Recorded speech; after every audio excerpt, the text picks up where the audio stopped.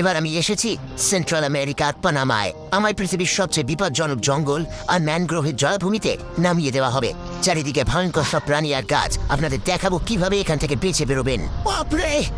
মোকাবিলা করব সবচেয়ে বড় ভয়। ও বাদুর! এগুলো কিন্তু কামড়ায়। হাত বাড়িয়ে কথা বলার ফল ভোগ করব। আমি এটাকে খাবো আর নিজেকে সহ্যের শেষ সীমায় ঠেলে দেব। ওয়াহ! হাতটা যেন ছিঁড়ে যাচ্ছে আমার। আর টিকে থাকতে যা যা দরকার সেসব কিছুই করব। জায়গাটা একদম ভালো লাগছে না, এখান থেকে এক্ষুনি বেরোতে চাই।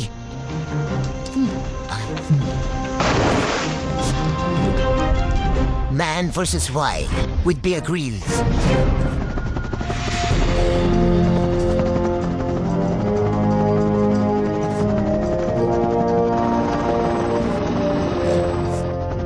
আমি রয়েছি সেন্ট্রাল আমেরিকার প্যানামায়। আমায় নামিয়ে দেওয়া হবে ঐতিহাসিক ক্যামিনো রিয়াল ট্রেলে।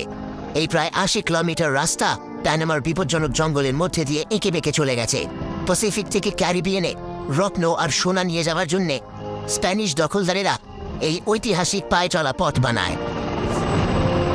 এই পায়ে চলা পথ প্রায় ৪০০ বছরের পুরনো, আর পেশাদার ট্রেকারদের কাছে খুব দ্রুত এই পথ জনপ্রিয় হয়ে উঠেছে।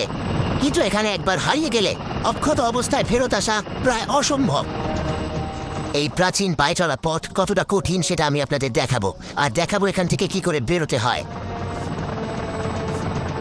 আমার সাথে আছে সাধারণ কিছু জীবন ধারণের সরঞ্জাম আর আমার ক্যামেরা ক্রু। ওকে বের, এবার নেমে যাও।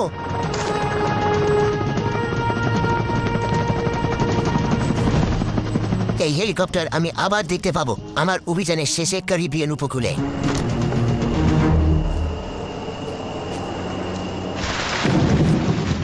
এখন প্যানামায় বর্ষাকাল, যখন তখন বৃষ্টি নামছে আর জঙ্গলের মাটি পুরো কাদা কাদা হয়ে গেছে।